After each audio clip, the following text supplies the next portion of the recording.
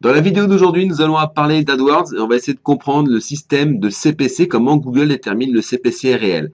À la fin de cette vidéo, je vais vous expliquer comment est-ce que j'ai fait pour augmenter, pour multiplier en fait mon ROI par 2,75 avec des méthodes qu'aujourd'hui vous pouvez appliquer sur votre compte. Vous allez voir, elles sont extrêmement simples. Je vous en parle juste après. Et maintenant, on va vraiment parler d'AdWords et essayer de comprendre le système de calcul du CPC réel de Google.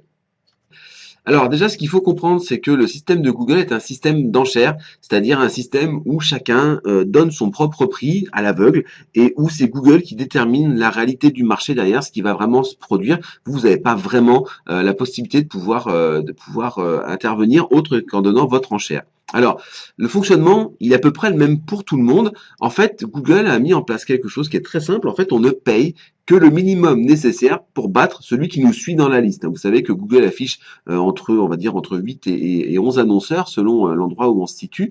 Et en fait, chacun va payer que le minimum nécessaire pour battre le suivant. Si par exemple l'annonceur A donne une enchère max de 4 euros, que l'annonceur B donne une enchère max de 3 euros, eh bien l'enchère payée par A pour réussir à battre B va être de 3 euros. D'accord? C'est pas parce que vous mettez une enchère max à 10 euros, par exemple, que vous allez payer 10 euros. Dans cet exemple-là, si par exemple A fait une enchère à 10 euros, eh bien il continuera à payer 3 euros pour battre B puisque c'est le prix minimum nécessaire pour le battre. Voilà, ça c'est pour la version simple. Mais ce serait un peu trop facile, et puis on pourrait trop facilement tricher. Et surtout, Google a une envie, c'est que les annonces qui sont proposées aux internautes soient pertinentes en tant qu'annonce, que les gens ils ont envie de cliquer dessus, et surtout que derrière la réponse de l'entreprise soit bonne, c'est-à-dire qu'il y ait vraiment matière à aller chercher. Et vous savez, Google, il y a une chose qu'il déteste par-dessus tout dans son algorithme, c'est que les gens reviennent demander la même chose à une page de résultats parce que cette page de résultats, les gens ne cliquent pas forcément sur des liens payants mais parfois sur des liens gratuits et que si vous revenez reposer la même question quelque part vous utilisez à nouveau une ressource alors que Google ne vous la fait pas payer quoi. Donc si vous je sais pas moi, si vous demain vous vendez du gratuit, vous comprendrez encore plus facilement quand on vend du gratuit, ce qu'on veut surtout c'est que le client prenne et s'en aille, d'accord, pas qu'il revienne pour reprendre du gratuit parce qu'à ce moment-là c'est la ruine. Donc, il a créé un système qui s'appelle le Quality Score. Ce Quality Score, il est composé de 3 éléments. Donc, ça, on en est sûr, hein, c'est Google lui-même qui le dit. Le premier élément, c'est le CTR, c'est-à-dire le taux de clic. C'est le nombre de personnes qui vont cliquer sur votre annonce à chaque fois qu'elle est affichée. Ça veut dire tout simplement que Google privilégie les annonces qui vont fortement cliquer en partant du principe que si quelqu'un prend la peine de rédiger une annonce qui clique fortement, il y a des chances que derrière le processus ait été suivi, c'est-à-dire qu'on n'amène pas les gens sur une page où il n'y a rien. Ça, c'est le CTR. On estime que c'est entre 40 et 60% de la valeur du quality score. D'accord? C'est énorme. C'est vraiment la donnée principale. La deuxième donnée, c'est la pertinence de l'annonce. Est-ce que l'annonce est pertinente par rapport à la requête de l'internaute? Si par exemple, vous achetez, je sais pas moi, le mot-clé canapé en cuir et que derrière vous mettez, je sais pas moi, de la pub pour des chaussures en cuir, c'est absolument pas pertinent. Même si vous avez acheté le mot cuir tout simplement et vous retrouvez au moment où la personne tape canapé en cuir avec une annonce chaussures en cuir, vous n'êtes pas pertinent. Google, ça prend une place en fait pour un concurrent à vous qui pourrait payer vraiment puisque les gens vont pas cliquer sur votre annonce, ça fait que mobiliser de la place. Donc Google, il aime pas ça et il a donc mis ce critère de la pertinence de l'annonce. Et puis la dernière chose, qui est celle sur laquelle vous pouvez peut-être jouer le plus facilement au début, c'est la qualité de votre page. La qualité de votre page, c'est en particulier le temps de chargement de cette page. Google, vous savez, se bat pour un web de plus en plus rapide. Donc c'est vraiment quelque chose qui lui importe, mais pas que. Il va regarder, c'est son travail, le contenu de la page en texte, en médias, etc. Comment la page elle est agencée, est-ce qu'elle respecte bien les critères du web, etc. Et à partir de là, il va considérer que la page elle est qualitative en termes de contenu aussi. Et puis, bien sûr, il va regarder ce que font les gens. Il va regarder en particulier le taux de rebond qui est là sur votre site. C'est-à-dire combien de gens vont sur votre site puis reviennent sur Google reposer la même question. Si votre taux de rebond est très élevé, à ce moment-là, vous allez avoir un quality score qui va baisser. Ce quality score, c'est vraiment la chose la plus importante à comprendre. Retenez bien ce graphique parce que c'est vraiment ça qui va déterminer votre CPC réel. Alors, dernière étape avant d'arriver vraiment au calcul du CPC réel, Google a mis en place un système d'ad ranking, c'est-à-dire un système qui détermine la position de l'annonce dans la liste des annonces proposées à un instant T à un internaute. Cet ad ranking, grosso modo, il est égal à l'enchère max multiplié par le quality score. C'est très simple, vous voyez, c'est une simple multiplication, mais globalement, ça veut dire que votre positionnement, il est à la fois en fonction de votre enchère maximum, donc plus vous mettez cher, plus vous avez de chances d'être positionné en haut, mais malgré tout, c'est loin d'être une évidence parce que si votre quality score est beaucoup moins bon que celui de vos concurrents, eh bien, monter en rang, ça va vous coûter très très cher. Alors, il y a un exemple juste en dessous, là, vous le voyez, l'annonceur A met une enchère à 4 euros, enchère max, donc c'est le plus cher, un quality score de 1, son annonce, on va dire qu'elle est complètement nulle, son ad ranking est de 4. L'annonceur B met une enchère max à 3 avec un equity score de 3, ça fait donc un ad ranking de 9. L'annonceur C est à 2 euros en enchère max, un equity score de 6 et un ad ranking à 12. Et l'annonceur D met 1 euro avec un equity score de 8 et donc son ad ranking est de 8. Et vous voyez que on n'est pas du tout dans la logique de se dire que les gens sont affichés uniquement parce qu'ils mettent une enchère max. Non, on voit que l'annonceur qui va être le mieux positionné, c'est l'enchère max à 2 euros. C'est presque la moins chère. Le suivant, c'est celui à 3 euros. Et le troisième, ça va être l'annonceur D avec une enchère seulement de 1 euro. Il bat l'annonceur A qui a mis pourtant 4 fois plus cher en enchère max. Pourquoi? Eh bien parce que son quality score est 8 fois plus important. Donc vous voyez que le quality score est vraiment super important.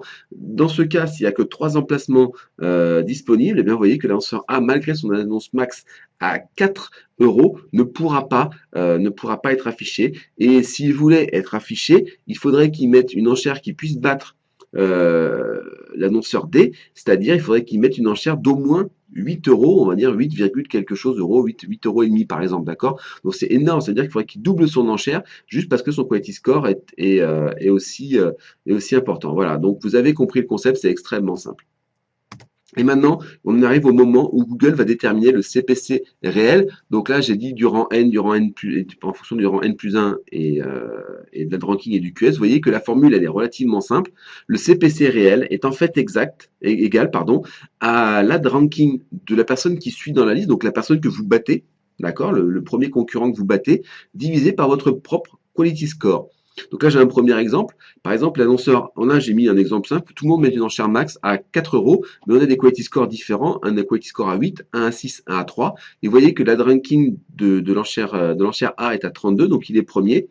L'ad ranking de B est à 24, il est deuxième. Et C va être troisième. J'ai pris un exemple simple avec juste 3. Et vous voyez que en fait, le CPC réellement payé en fonction de la position est de 24 divisé par 8 pour l'annonceur A, c'est-à-dire 3 euros, alors qu'il a mis une enchère max à 4 euros. L'annonceur B lui va payer un CPC de 12 divisé par 6, donc 12 étant le ranking du N plus 1 divisé par 6, qui est son propre QS, 2 euros. Et l'annonceur C va payer le prix minimum. Ce prix minimum, il est décrété par Google. En règle générale, ça peut être par exemple 5 centimes, 1 centime. Il peut aussi prendre, voir un peu la concurrence qu'il y a entre les gens qui sont au top et voir un peu ce qu'il peut faire. Alors, on ne sait pas comment c'est déterminé. En général, c'est 5 centimes. Partez sur ce principe-là. Mais là, dans l'exemple, ça colle pas vraiment. Un autre exemple, avec pareil des enchères max qui sont par contre descendantes et avec un quality score qui est égal pour tout le monde. Donc tout le monde a un quality score de 8, une enchère max à 4, à 3 et à 2. Et on voit que donc l'enchère max de 4 va payer 3 euros, d'accord, pour être en premier. On voit que c'est complètement nul, tout pourri. Comment est calculé le CPC réel à partir de là? En fait, le CPC réel du rang N, par exemple du premier, va être égal à l'ad ranking de celui qui le suit, donc par exemple du deuxième, du rang N plus 1, divisé par le quality score de l'annonceur du rang N, c'est-à-dire le premier. Donc si par exemple on cherche le CPC réel du rang 1, il va être égal à l'ad ranking du rang 2 divisé par le quality score de l'annonceur du rang 1. Voilà. Donc voilà un premier exemple, je vous montre juste en dessous, avec des enchères max qui sont toutes à 4 euros et avec des quality scores qui varient. Vous voyez que l'ordre a été précalculé, l'annonceur A, puis l'annonceur B, puis l'annonceur C, avec un ranking de 32, 24 et 12. Le CPC réellement payé par l'annonceur A va être de 24, l'ad ranking de l'annonceur B, divisé par 8, le quality score de l'annonceur A, c'est-à-dire 3 euros. L'annonceur B, quant à lui, va payer 12 divisé par 6, 12 étant l'ad ranking de l'annonceur C, divisé par 6, son propre quality score. Et l'annonceur C sera lui crédité du prix minimum qui lui est déterminé par Google. Donc ça fonction de la concurrence, du nombre d'annonceurs, etc., etc., etc.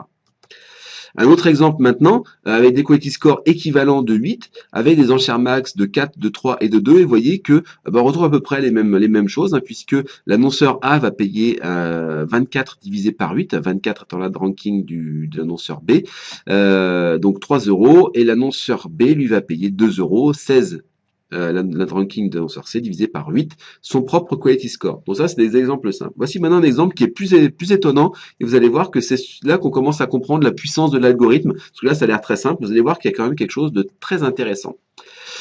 Ici, j'ai volontairement mixé des stratégies d'enchères différentes avec des quality scores différents. Et vous voyez que dans ce cas, l'annonceur A fait une enchère max de 4 euros avec un quality score de 8 pour ses annonces, donc ce qui est très bon. Ça lui fait un ad ranking de 32 et il va payer donc 18 divisé par 8, 2,25 euros de CPC réel. L'annonceur B a une enchère max de 3 euros avec un quality score de 6. Donc il va payer un ranking de 18, donc il arrive bien deuxième, loin derrière, et il va payer 15 divisé par 6, 15 étant la ranking de l'annonceur C, divisé par 6, son propre QS, 2,50 euros.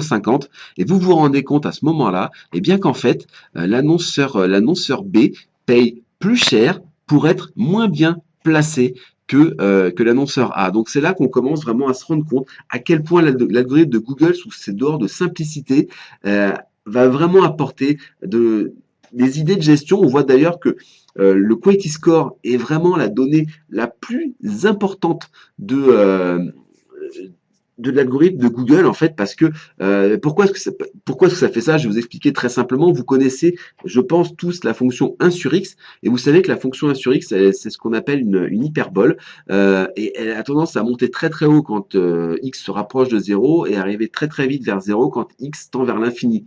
Donc en fait entre un QS de 8 et de 6, quand on est sur une fonction 1 sur QS, hein, divisé par QS, en fait, divisé par quality score, ça fait vraiment baisser de façon dramatique l'ensemble des éléments. Donc, le quality score, c'est quelque chose de central qu'il faut absolument réussir à maîtriser. Je vais juste là, vous avez sur la vidéo, vous pouvez cliquer ici pour découvrir les 15 stratégies qui m'ont aidé à multiplier mon ROI par 2,75. Dans ces stratégies, évidemment, il y a la multiplication des techniques sur le quality score.